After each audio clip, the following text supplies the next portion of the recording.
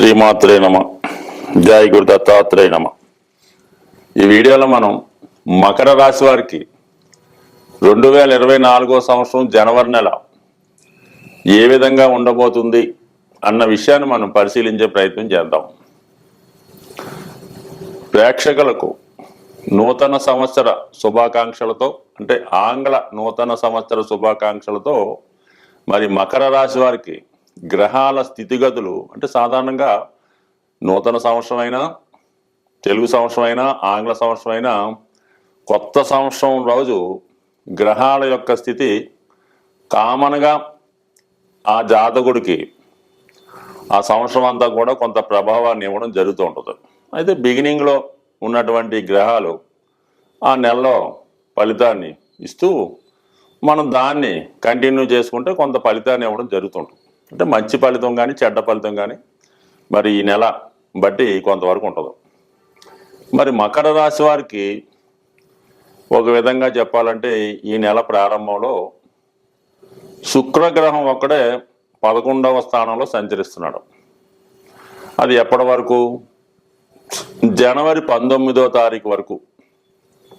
అప్పటిదాకా శుక్రుడు ఒక్కడే ఈ రాశి వారికి అదృష్ట యోగాన్ని ఇచ్చే అవకాశం ఉంది. అంటే ఒక విధంగా ఈ మకర రాశి వారికి రాశ్యాధిపతి శని, యోగకారకుడు శుక్రుడే వారి బలంతో మకర రాశి వారికి అదృష్టానికి కారణమవుతుంటాడు. అటువంటి శుక్రుడు 11వ స్థానంలో సంచరిస్తున్నాడు. అంటే ఒక విధంగా శుక్రుడు స్త్రీ గ్రహానికి కారకుడు కాబట్టి స్త్రీల యొక్క సౌకర్యం, అధికారంలో ఉన్నటువంటి స్త్రీలు సహకరిస్తారు. అదే స్త్రీలకైతే అధికార హోదా లభించే అవకాశం ఉంది. కుటుంబ విషయాల మీద పెత్తనం వహిస్తారు. కుటుంబ సభ్యులు మీకు అనుకూలంగా ఉంటారు. నూతన ఉద్యోగ అవకాశాలు ఫలిస్తాయి. ఆదాయ వనరులు పెరుగుతాయి. సో ఈ శుక్రుడు 11వ స్థానంలో సంచరిస్తూ అనురాధ నక్షత్రం మీద సంచరించే సమయంలో ధనయోగాన్ని ఇవ్వడం జరుగుతుంది. అంటే ధనస్థానంలో ఉన్నాడు కాబట్టి కుటుంబ విషయాలు, ధన విషయాలు, ఆర్థిక విషయాలు, అంటే ధన లాభస్థానాలు యాక్టివేట్ అవుతాయి. మరి శుక్రుడు మిత్రుడే, శని రాశ్యాధిపతి కాబట్టి కంపల్సరిగా ఏళ్ళనాడు శని జరుగుతున్నప్పుడు కూడా కంపల్సరిగా కుటుంబ విషయాలు, ఆర్థిక విషయాలు అనుకూలత ఏర్పడడం జరుగుతుంది. అలాగే శుభకార్యాలు, అలాగే విందు వినోదాల్లో పాల్గొనడం, అలాగే ఆధ్యాత్మిక కార్యక్రమాల్లో పాల్గొనడం జరుగుతుంది. అదే శుక్రుడు జ్యేష్ఠ నక్షత్రం మీద సంచరించే సమయంలో ఖర్చులు ఎక్కువగా పెరిగే అవకాశం ఉంది. 1000 స్థానంలో బుధుడు సంచరిస్తున్నాడు భాగ్యాధిపతిగా కాబట్టి పుణ్యక్షేత్రాలు దర్శించే నిమిత్తము, విదేశ ప్రయాణాల నిమిత్తము, లేదంటే ఆధ్యాత్మిక కార్యక్రమాలు, పుణ్య కార్యక్రమాలు, భక్తి కార్యక్రమాలు, వివాహ కార్యక్రమాలు, విద్యార్థుల విద్య కొరకు ఎక్కువగా ధనం ఖర్చు అవుతుంది. మొత్తం మీద శుక్రుడు ఒక్కడే ఈ నెలంతా 19వ తారీఖు వరకు అనుకూలంగా ఉండడం జరుగుతుంది. ఇక 12వ స్థానంలోకి శుక్రుడు ఎప్పుడైతే 19వ తారీఖు నుంచి రావడం జరుగుతుందో 100% వృత్తిలో మార్పు, ఇంప్రూవ్మెంటు, డెవలప్మెంటు రావడం జరుగుతుంది. అంటే దశమాధిపతి వ్యయంలోకి వచ్చినప్పుడు వృత్తిరీత్యా విదేశం కానీ, దూర ప్రాంతం కానీ వెళ్ళడం, వృత్తిలో మార్పు కోసం ప్రయత్నం చేయడం జరుగుతుంది. మొత్తం మీద శుక్రుడు మరి వీళ్ళకి హ్యాపీగా ఉన్నాడు. మరి 3 గ్రహాలు 12లో సంచరిస్తున్నాయి. మరి ఎప్పుడైనా మనం పుట్టినటువంటి జన్మ జాతకంలో కానీ, సంవత్సర జాతకం అని మొత్తం ఇయర్లీ జాతకం వర్షపాలని పద్ధతి ద్వారా తెలుసుకున్నప్పుడు కానీ, గోచార రీత్యా కానీ, సింపుల్ అండి, బాగుందా బాగలేదని చెప్పడానికి జన్మ రాశి నుంచి లెక్కెట్టుకుంటే 6, 8, 12 భావాల్లో ఏ గ్రహం లేకుండా ఉంటే ఖచ్చితంగా ఆ సమయం, ఆ నెల, ఆ సంవత్సరం జాతకుడికి 100% బాగుంటుంది. అదే జన్మ జాతకంలో ఈ భావాలు ఖాళీగా ఉంటే వాళ్ళ లైఫ్ అంతా కూడా చాలా హ్యాపీగా వెళ్తుంటుంది. ఈవెన్ ఒక్క గ్రహమైనా ఈ దుస్థానాలు 6, 8, 12లో ఉంటే దాని యొక్క ప్రభావం విపరీతంగా చూపిస్తుంటుంది అన్నమాట.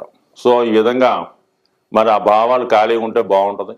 మరి ప్రస్తుతం 4 గ్రహాలు ఈ నెలలో 12వ భావం మీద తన ప్రభావాన్ని చూపబోతున్నాయి. అయితే శుభగ్రహాలు వచ్చినప్పుడు మంచి ఖర్చులు, పాపగ్రహాలు వచ్చినప్పుడు చెడ్డ ఖర్చులు, అలాగే 12వ భావానికి సంబంధించింది హాస్పిటలైజేషను, రోగాలు, ఖర్చులు, అనుకోకుండా ఇతరుల మీద ఆధారపడటం, ఇతరుల ఇంట్లో స్టే చేయడం, ఈ విధంగా నడుస్తూ ఉంటుంది. మరి రవి అష్టమాధిపతిగా ఉన్నటువంటి సూర్యుడు 12వ స్థానంలో సంచరించడం వల్ల తండ్రి గారికో తాతగారికో తండ్రి సమాన వ్యక్తులకో మీరు వైద్యం చేయించడం కానీ, వారి కొరకు ధనం ఖర్చు పెట్టడం కానీ, వారి యొక్క శ్రేయస్సు బాగోగులు చూడవలసి రావడం జరుగుద్ది. ప్రభుత్వానికి చెల్లించినటువంటి పన్నులు, ట్యాక్సులు, జిఎస్టీ లాంటివి చెల్లించవలసి ఉంటుంది.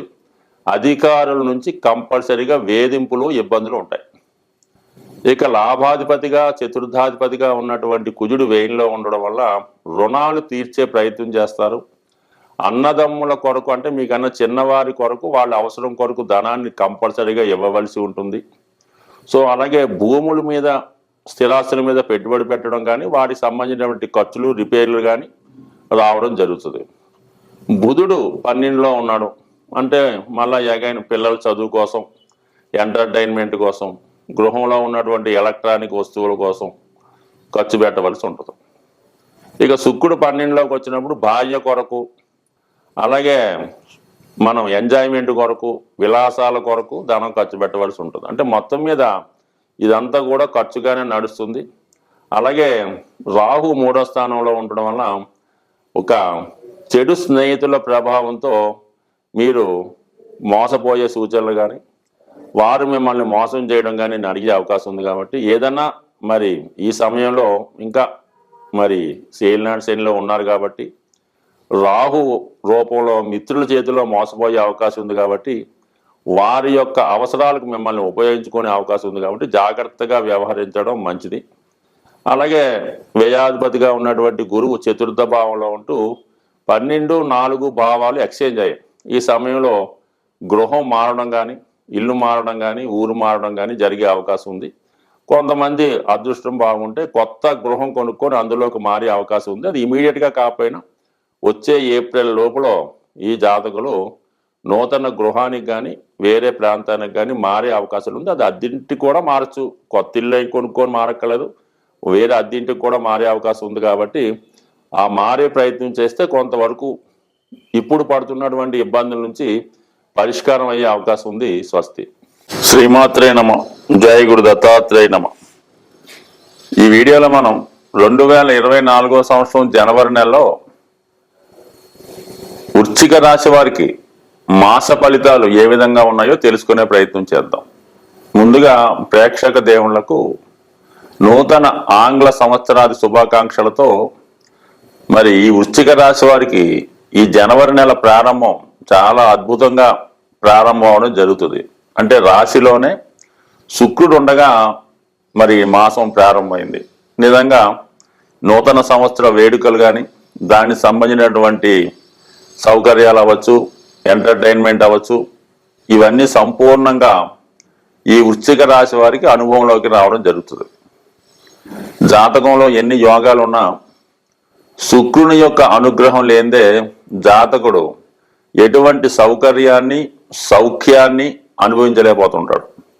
ఈవెన్ వైవాహిక జీవితంలో సంతోషాన్ని, ఆనందం పొందాలన్నా సరే శుక్రుడు మంచి బలవంతుడై ఉండాలి.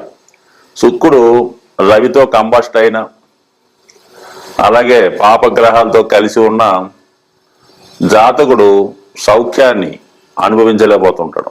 వైవాహిక జీవిత సౌఖ్యాన్ని, సంసార సుఖాన్ని, అలాగే వాహన సౌఖ్యాన్ని, మంచి ఖరీదైన వస్త్రాలు ధరించాలన్నా, ఈవెన్ మామూలు వస్త్రాలు శుభ్రమైన ధరించాలన్నా శుక్రగ్రహ అనుగ్రహం తప్పనిసరి. అటువంటి శుక్రుడు జనవరి 19వ తారీఖు వరకు రాశి అందే సంచరిస్తున్నాడు. కాబట్టి ఈ నెల ప్రారంభం నుంచి 19వ తారీఖు వరకు మరి వ్యక్తిగతంగా జాతకుడు ఖరీదైన వాహనాల్లో ప్రయాణించడం, ఇష్టమైన వారిని, ప్రియమైన వారిని కలుసుకోవడం, అలాగే వివాహ సంబంధించిన విషయాలు చర్చించుకోవడం, శుభ కార్యాల్లో పాల్గొనడం, శుభవార్తలు వినడం జరుగుతుంది. సో స్త్రీలకు ముఖ్యంగా ఉద్యోగ అవకాశాలు, ఎందుకంటే శుక్రుడు శని యొక్క నక్షత్రం అనురాధ మీద, అలాగే జ్యేష్ఠ నక్షత్రం మీద సంచరించే సమయంలో స్త్రీలకి చాలా అనుకూలంగా ఉంటుంది. అందువలన స్త్రీలకి ఉద్యోగ అవకాశాలు, వివాహ ప్రయత్నాలు ఫలించడం జరిగే అవకాశం ఉంది. ఇక 19వ తారీఖు జనవరి తర్వాత ధనస్థానంలోకి వస్తూ అక్కడ ఉన్నటువంటి రాష్ట్రాధిపతి కుజుడితో కలిసి ఉండడం అన్నది కుటుంబంలో శుభకార్యాలు జరగడం, అలాగే కుటుంబ శ్రేయస్సు కోసం పాటుపడడం, కుటుంబ సభ్యుల అవసరాలకు తగు విధంగా సౌకర్యాలు కల్పించడం జరుగుతుంది. అంటే ఇంచుమించుగా 19 తర్వాత అద్భుతమైన ధనయోగం జనరేట్ అవుతుంది. ఆల్రెడీ లాభాధిపతి బుధుడు మరి ధనస్థానంలో సంచరిస్తూ అష్టమాధిపతి కూడా అవడం వల్ల ఆకస్మిక ధనలాభం, దూరపు బంధువుల నుంచి, దూర ప్రాంతంలో వర్క్ చేస్తున్నటువంటి మీ సంతానం దగ్గర నుంచి కుటుంబ అవసరాలకు ధనం సమకూరుతుంది. కుటుంబంలో జరగవలసినటువంటి శుభకార్యాలు కానీ, పుణ్య కార్యక్రమాలు, పూజ పునస్కారాలు, ధార్మిక కార్యక్రమాలు, ఆధ్యాత్మిక కార్యక్రమాల్లో పాల్గొనడం కానీ అటువంటి జరపడం కానీ జరుగుతుంది. మరి దశమాధిపతి రవి ఇంచుమించుగా 15వ తారీఖు జనవరి వరకు ధనస్థానంలో ఉంటూ ప్రభుత్వ పథకాలు మీకు అనుకూలంగా రావడం, అలాగే ప్రభుత్వ ధనం మీకు లభిస్తూ ఉంటుంది. మీ కుటుంబంలో ఒకరికి ఉద్యోగ ఉపాధి అవకాశాలు లభించే అవకాశం ఉంది. మొత్తం మీద ఏంటంటే అటు ఇటుగా ఈ జనవరి నెలలో 4 గ్రహాలు, అంటే ఈ శుక్రుడు, కుజుడు, బుధుడు, రవి, అంటే ఇవన్నీ కూడా అతి తొందరగా ప్రయాణించే గ్రహాలు. ఏదైనా ధనస్థానంలోకి ఒక గ్రహం వచ్చినప్పుడు అది శుభగ్రహం అయి తొందరగా భ్రమించే గ్రహం అయితే శుక్రుడు కానీ బుధుడు అయితే ధనాన్ని వెంటనే ఇస్తారు. ఎందుకంటే అక్కడ 25 రోజులు నెల ఉంటారు ఆ భావంలో, ఆ భావం పని పూర్తి చేసి వెళ్ళిపోతుంటారు. అదే రాహు కానీ, కేతువు కానీ, శని కానీ, గురువు వచ్చినప్పుడు ఇంచుమించుగా సంవత్సరం నుంచి 2.5 సంవత్సరాల పాటు ఉంటారు కాబట్టి చాలా లేట్గా ఫలితాలు ఇవ్వడం జరుగుతుంది. అదే శుక్రుడో, బుధుడో, రవి, కుజుడు అయితే ఫలితాన్ని తొందరగా ఇవ్వడం జరుగుతుంది. చంద్రుడు అయితే మరీ తొందరగా ఫలితాన్ని ఇవ్వడం జరుగుతుంటుంది. సో ఈ 4 గ్రహాలు కంపల్సరీగా ఈ నెలలో అటు ఆర్థిక సంబంధించిన విషయాలు, కుటుంబ సమస్యల నుంచి విముక్తి, శుభకార్యాలు ఇవన్నీ కూడా కలిగించే అవకాశం ఉంది జాతకుడికి. ఇక అర్ధాష్టమ శని కొంతవరకు ఈ రాశి వారికి జరుగుతున్నప్పుడు కూడా మరి ఆర్థిక పరంగా అనుకూలంగా ఉండడం, కుటుంబంలో శుభకార్యాలు, శుభవార్తలు ఇవన్నీ కూడా టెంపరీగా పెద్ద ఇబ్బంది శని భగవాన్ పెట్టే అవకాశం లేదు.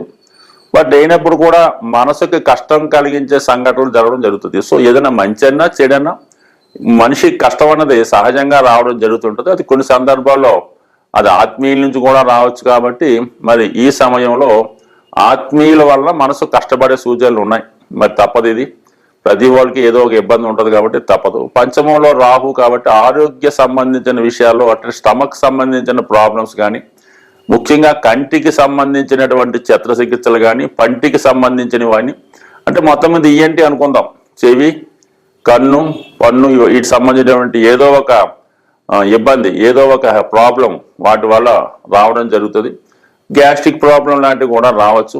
అయితే ఈ సమయంలో మరి ఇతరుల ధనం కోసం ఆశపడడం కానీ, ఈజీ మనీ కొరకు ఏదైనా షేర్ మార్కెట్, స్పెక్యులేషన్, షేర్లో జోదం అలాంటివి పాల్గొనడం వల్ల నష్టపోయే అవకాశం ఉంది. ఎందుకంటే మరి జనవరి నెలలో అతి ముఖ్యమైనటువంటి సంక్రాంతిలో ఎక్కువ మందికి ఈ బెట్టింగ్లు, జోదాలు, గేమ్స్ ఆడటం అలవాటు కాబట్టి సాధ్యమైనంత వరకు ఈ రాశి వారు మరి ధనాన్ని జోదంలో పోగొట్టుకునే యోగం ఉంది. కాబట్టి మిగతా విషయాల మీద పర్వాలేదు కానీ జోదం విషయంలో మాత్రం జాగ్రత్తగా ఉండండి. ఇంచుమించుగా నష్టపోవడం జరిగే అవకాశం ఉంది కాబట్టి జాగ్రత్తగా వ్యవహరించడం మంచిది. అయితే కేతువు లాభస్థానంలో ఉండడం వల్ల ఆధ్యాత్మిక కార్యక్రమాలు, దైవ సంబంధించిన కార్యక్రమాలు కలిసి వస్తాయి. ఏదైనా ఒక ఆధ్యాత్మిక గురువు ద్వారా మంచి విషయాలు తెలుసుకోవడం, మీ జీవితానికి అభివృద్ధికరమైన విషయాలు తెలుసుకొని వారి యొక్క సలహాలు, సంప్రదింపులతో ముందుకు వెళ్ళడం వల్ల జీవితం ఒక మంచి మార్గంలో వెళ్ళే అవకాశం ఉంటుంది. కాబట్టి అటువంటి గురువుని ఆశ్రయించి మరి రాబోయే సంక్రాంతి సమయంలో మంచి విషయాలు తెలుసుకునే ప్రయత్నం చేయాలి తప్ప ఈ జోదం, వ్యసనాలు, క్లబ్బులు, బార్లు వాటి జోలికి వెళ్ళి మరి మీకు వచ్చినటువంటి ధనాన్ని పోగొట్టుకోవద్దు, నేమ్ అండ్ ఫేమ్ని పోగొట్టుకోవద్దు. కాబట్టి జాగ్రత్తగా వ్యవహరిస్తే కంపల్సరిగా రాబోయే 2024 జనవరి నుంచి వృశ్చిక రాశి వారి జాతకం పూర్తిగా మారే అవకాశం ఉంది. స్వస్తి.